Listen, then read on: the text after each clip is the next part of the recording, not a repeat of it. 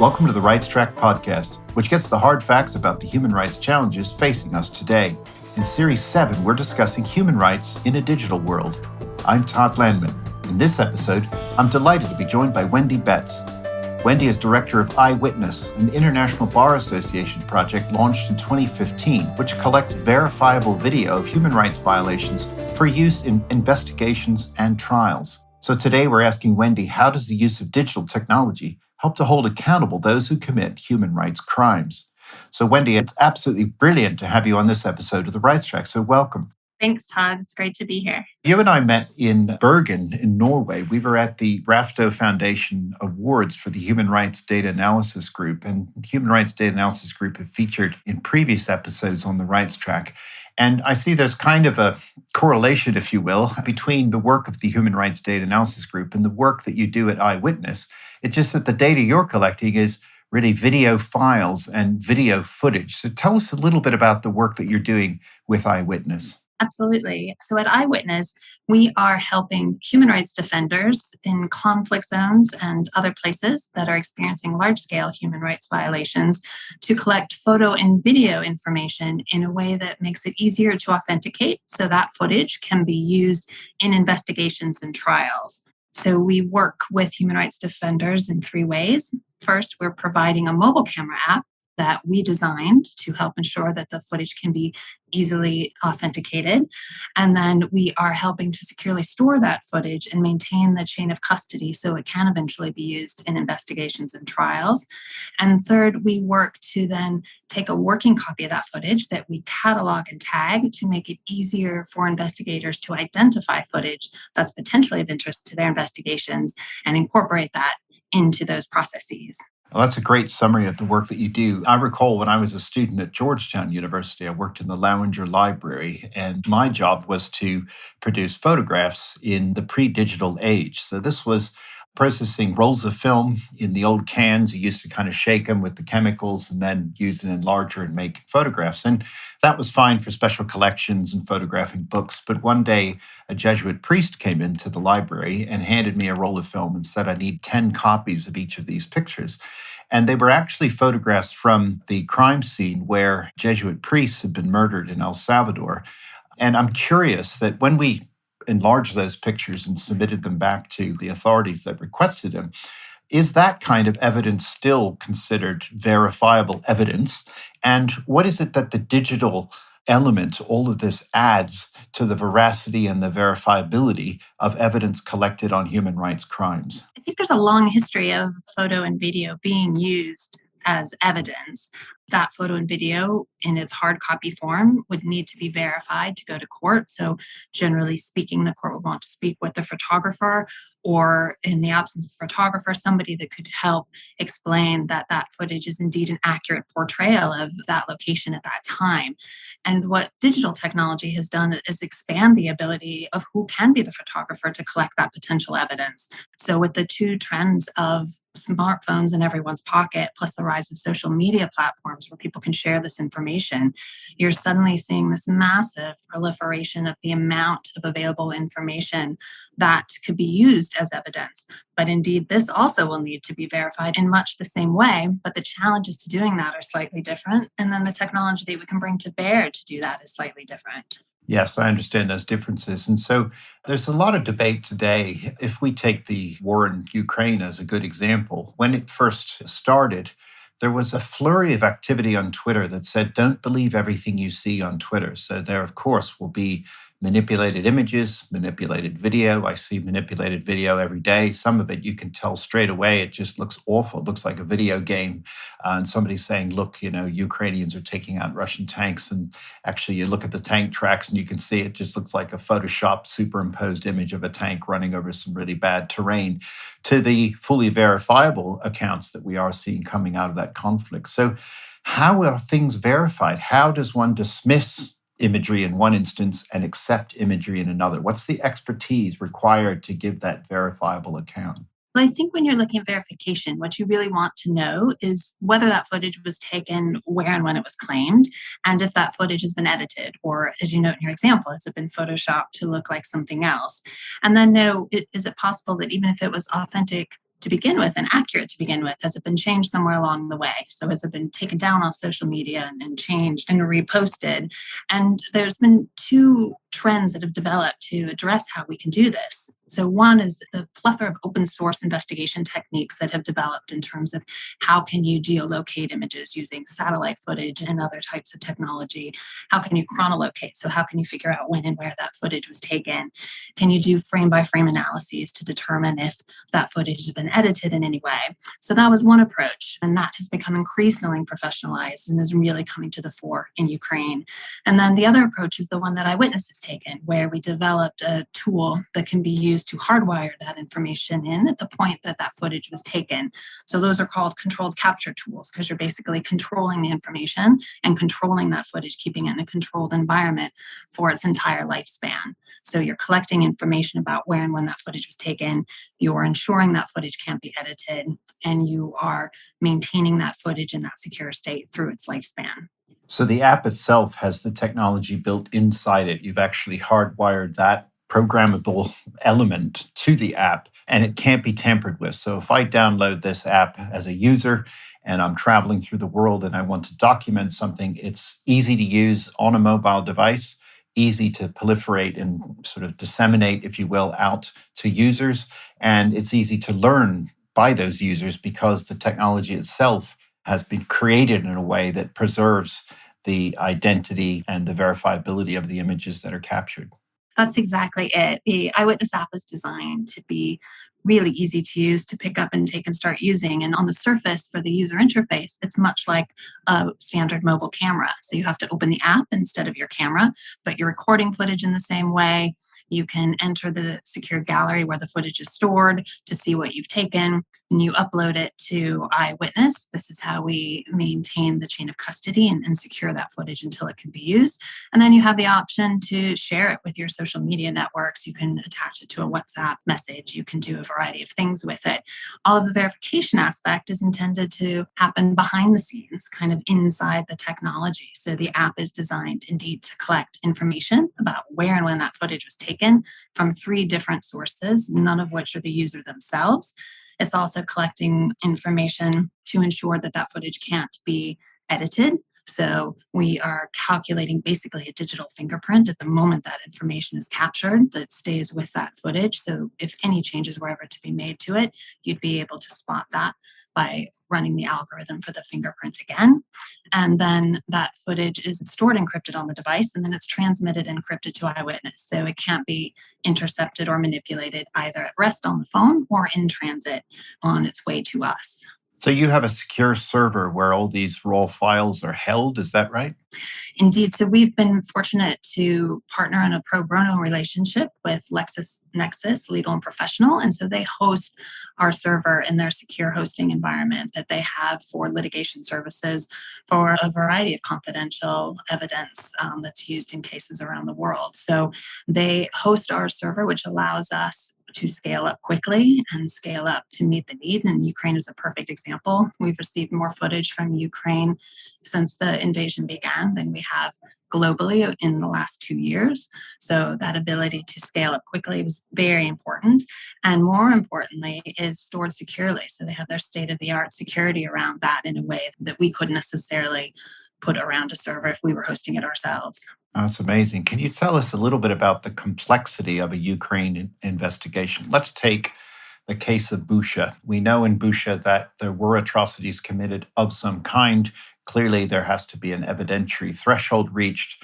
There has to be a profile of perpetrators and victims. There has to be that whole disaggregation of very complex human rights events of the kinds that you and I discussed with the team from Human Rights Data Analysis Group. But what are the steps that Eyewitness takes? What's the role that you take in the preparation of, let's say, an investigation into something like the Busha incidents that we saw? So I think if we back up to your comment earlier about just the sheer amount of footage that we've been seeing on social media, and including from places like Bucha, that I think there's a sense that there's plenty of evidence out there and we've got everything we need. And I think what everyone needs to take a step back and realize is how complex, as you said, these cases are. So you need information about what actually happened on the ground, what happened to these victims. And that takes the form of witness statements. It can take the form of physical evidence take the form of photo and video, but we also need to know the context in which it's happening. If you want to elevate something to be a war crime instead of a murder, you need to understand the conflict dynamic and what's happening. And then if you want to hold people at higher levels of authority responsible and not just the people on the ground who pull the trigger, you need to make those linkages. And that, again, is documentary evidence, it's witness evidence. So all of these pieces of this massive evidentiary puzzle have to come together. At Eyewitness, we see ourselves as one of these pieces. We are a photo video piece of evidence that can tell part of the story, but has to work together with these other aspects. So we don't do full investigations ourselves and put all these pieces together. What we do is equip either civil society investigators, ordinary citizens, journalists, or others on the ground who have access to these scenes and are collecting photo and video with a tool to do it in a way that they can feed that information into investigations because it can be so easily verified. So they can contribute to this puzzle in order to help hold the perpetrators responsible. And I think this whole portrayal of the contribution that you're making is really important. In our interview with the director of Human Rights Data Analysis Group, Patrick Ball, the sort of, data guru, as it were, in these areas, he said, statistics are not a silver bullet. So the work that they do would provide the statistical analysis that showed that certain things were happening that could not be explained by chance alone, but it was only ever one part of a very complex story alongside documentary evidence, alongside testimonies, alongside forensic anthropology, alongside many other things. And then ultimately a determination of, let's say, genocide was a legal judgment that was either supported or not supported by the type of statistical evidence that was provided alongside other pieces of evidence. Now, you're making a very similar case that whatever body is going to be prosecuting crimes in whether it's Busha or the broader conflict in Ukraine, Eyewitness is only ever going to be one part of that much bigger story. Is that right? Exactly, exactly. I think all of these different strains of investigation have to work together. People collecting witness statements, the people doing open source investigation of footage and other information that was posted early on, people who have access to official documents.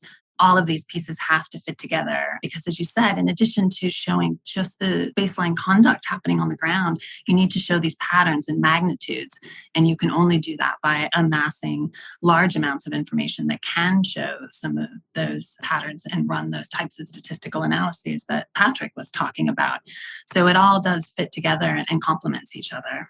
Yeah, and the conflict in Ukraine is by no means over. And I read up a report, I think it was yesterday, that said there are up to 30,000 war crimes that need to be investigated. Now, each crime itself requires extensive documentation, and then you multiply that by the number of crimes, and of course, there may be future crimes committed that will need to be documented as well. So the scale of just this conflict in Ukraine, now you said you've received more images from Ukraine than you have in the last 2 years of other areas of the world, and we may get to talking about those other areas of the world. But to me, the scale of what's happening in Ukraine and the time that's required to fully prosecute many of these crimes means that we're really going to be in this for the long haul. Justice, unfortunately, in these types of cases is definitely a long-term process, and the arc of justice is quite long. And that's what we hope is part of the value added of Eyewitness and why we provide that secure storage aspect, because the photos and videos taken now may well not be involved in an investigation or a trial for years and years to come. And so we can safeguard that footage in a way that even at that time, we can hand it over and it can stand up to the scrutiny.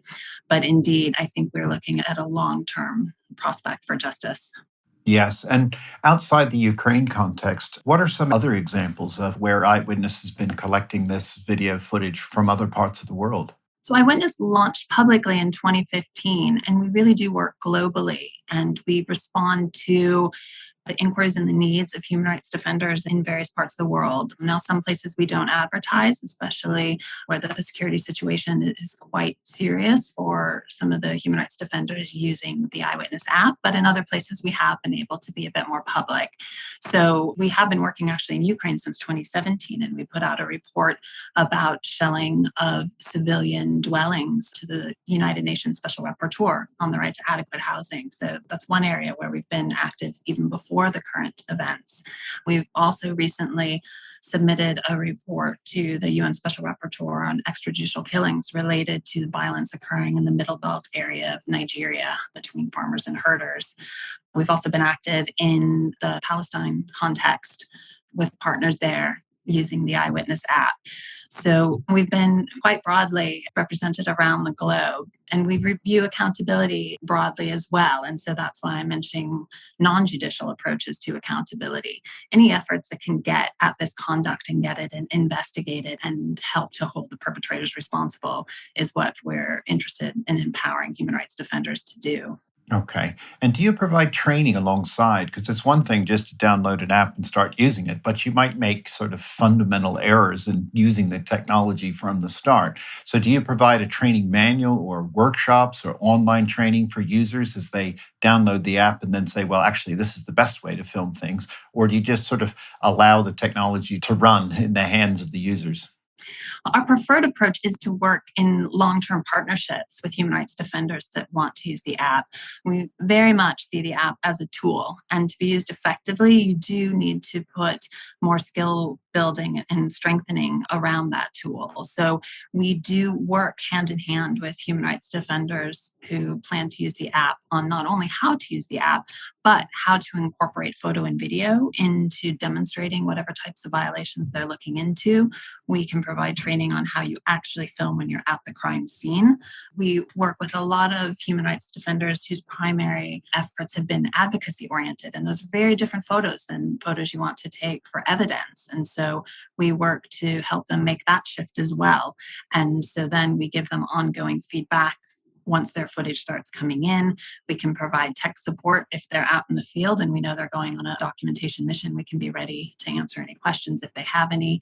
So we really want to work with them hand in hand to not just use Eyewitness, but use it effectively.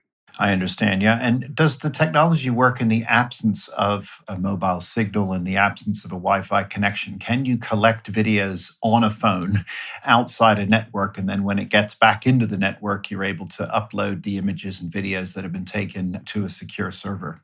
Our goal in designing Eyewitness is to make sure that it could work in the types of environments where these human rights defenders are active, and especially when you look at conflict zones where electricity may be disrupted, internet may be disrupted, and cell service may be disrupted. So the app is designed to be able to collect not only take the photos and videos, but all of the metadata that's needed to help verify where and when it was taken while offline. So you don't need to have access to the internet, nor do you need to have a cell subscription or any other kind of data service. So it will collect all of that. It's designed to store that information securely in a gallery separate from the gallery on your phone. So it's hidden in a secure gallery. The idea being that these human rights defenders may have to make their way back to their headquarters or make their way back to some place with internet before they're able to upload it to us and then delete it off their phone. So we wanted it to remain hidden in transit during that time frame. So it is definitely aimed at helping individuals in contexts where there's high security risks, infrastructure challenges to be able to use the app. You've definitely given that a lot of thought. I guess another question that flows from that is what's the minimum viable technical requirement on a phone? Obviously, it needs to be a smartphone with a camera and a video, but how far back in time can you go in terms of the age of a device because of the availability of resource, et cetera, in some of these conflict zones? What sort of phone is the basic unit you require to use the app? It's a really good question because it's such an important issue in terms of access and availability of these tools to the vulnerable segments of society that need them most. The first thing I should say, it's designed for Android, and we don't currently have an iOS version. Part of that is because the demographics of the places where we're working is primarily Android users. So it's designed for that operating system. And we've designed it to go back to Android 6.0, which I think is roughly operating systems on phones back to 2015. So it does stretch back a fair way. We made a decision not to go back any further, and that's because Android changed how it handles security at the 6.0 version onward, and we could harden the security of the information both to protect the user and the integrity of the information from that version onward in a way that was more difficult in previous versions. So that's what it goes back to. And are there any plans to make this available on iOS, or are there sort of limitations in terms of partnering with Apple to make that happen? We regularly revisit the question, and we're actually currently in the process of, again, looking at if we could replicate all the functionality that we currently offer, security, the anonymity, those types of questions in an iOS version, and then looking at the cost compared to the potential user base are the calculations we make. So we're looking at that right now again, actually. But for the user, this is free. It's an app that you download for free and then use. Is that right? Exactly. It's free. It's freely available. As I said, we would like to work in partnerships, but that's not necessary. Any individual can go to the Google Play Store now and download it and start using it. We do have written instruction guides on our website. We have a short video on how to use it and some other resources that are available. Great. And then I guess my final set of questions really is about how this evidence connects to what we say different photographic evidence. You made passing reference to the use of satellite imagery, which has been a very powerful tool. I think the company Planet takes a picture of the entire surface of the Earth every 24 hours with its sort of flocks of satellites. And they have this system, if one satellite goes down, they can easily replace another one within the flock. And they have tremendous number of images at a very high resolution, and I should say an increasing resolution. But that's one version of what you can see from space, as it were. And what you're saying is in the hands of users and defenders, you have almost a citizen science ground truthing that can take place as well. Are there any efforts to coordinate between your organization and some of these providers of satellite imagery if asked to do so? You mentioned the forced deportations or the destruction of houses, especially rapporteur inadequate housing, for example. So you could see satellites just, images before and after a village is destroyed, but equally you could triangulate that with your users on the ground saying, here's a house being destroyed. I'm hiding in a bush filming this right now. Is that sort of partnership and, sort of holistic approach being developed in your organization? So we've certainly used satellite footage in some of our analyses, and the Ukraine one about shelling is a key example. In that case, we didn't establish a partnership. We used what was publicly available that we can access to help go back and look at the dates and locations of the photos we have, and then go back and look at satellite footage. And we use that primarily to determine when the attack actually took place. So we have photos dated as to when they were taken, but that doesn't necessarily give you the date of when the attack was. So we use satellite footage a lot to help determine, okay, well, this building looked intact on this date and certainly looks more like the photo that we have on this date. And in that way, we were able to determine at what point the attack probably took place. We've also worked with another organization that was doing an investigation of environmental damage in a different location. And in that case, they were able to get the latitude, longitude of the event that they were looking at using the app. And then they were able to get historic and current satellite footage for that location to be able to trace the trends of what was happening there. So they were looking at some environmental damage. So you could help see the change in the environment based on what you're seeing in the satellite photos. That being said, there is certainly the ability to work with satellite providers to help target. So I think if you're setting out to do an investigation and you know you're going to be in a certain place at a certain time and you need some of those satellites pointed at those locations, I think those type of partnerships are indeed possible. We haven't engaged with any of those at the moment because, again, we tend to be led by our human rights defender users and what they want to investigate. But I think there are organizations that are engaging in those types of partnerships. That's great. That's very clear in your explanation. And then I suppose a follow-up question would be, you've been in operation now since 2015. You've had 7 years of footage coming in the secure servers, and you've supplied images to cases. Can you tell us a story of success? Have there been successful prosecutions in your mind from a legal perspective where you think that Eyewitness has made a definitive contribution to the outcome of those cases? Absolutely. So as I mentioned, we launched the app in 2015 and we're looking at atrocity crimes. So going back to your earlier point about the long arc of justice in these crimes, we have to kind of bear that in mind at what point they might actually go to trial. So we provided a significant amount of information to investigations at different stages of the process. And so not all of those have gone to trial yet, but indeed we did collaborate on a case that has gone to trial and resulted in a conviction. And this was a project that we did in partnership with Witness, which is a group based in Brooklyn, and with Trial International, which is an organization based in Switzerland who does strategic litigation. And we then, all three of us, partnered with a human rights defender group on the ground in the Democratic Republic of Congo. And in that case, they were investigating a massacre that took place in 2012 in two different villages in the eastern DRC. And local human rights defenders were able to use the app based on training that they received from Witness on filming a crime scene and to help put it into a case that Trial International was helping to build. And they were able to use the app to go back and collect photos that helped to actually authenticate footage that was taken contemporaneously with the massacre, but that hadn't been stored in a way to protect the chain of custody. So they were able to go back and take footage of some of the same scarring injuries on the victims to demonstrate that the ones taken at the time were accurate, and able to take photos of the mass grave, which could be used to help determine the number of bodies based on its dimensions and how that matched up with the reports of the number of people who had been killed and with the photos that had been taken at the time of the burials. So all of this footage was entered into evidence by the prosecutor in the case and was accepted by the court and was noted in the judgment about the power of the footage. And indeed, the two militia leaders were convicted of crimes against humanity. Right, so that's a real success story. I had the pleasure of visiting Witness in Brooklyn back in 2011, and I recall that it's funny when you enter their offices, they sort of have a timeline of tech sitting in their front room, cameras from ages ago up to the latest stuff, and they're very, very good at training people how to represent human rights in slightly different way that you do it, but working together obviously has produced a great benefit. Now, it's that timeline of tech that interests me. And my final question is that, technology continues to advance at an exponential rate. And what do you see for the future in this space? What would you like to do that you can't do yet, but you think will be possible in a few years' time with respect to the technology that you've been working with and developing? It's a great question. There's so many exciting things that can happen with technology. I mean, there's already, it's not even in the future, it's looking at virtual reality and using that for juries to kind of put them in the place of the crime scene. And that's all based on taking a number of photos and videos that can then be put through the algorithm to be transformed into virtual reality.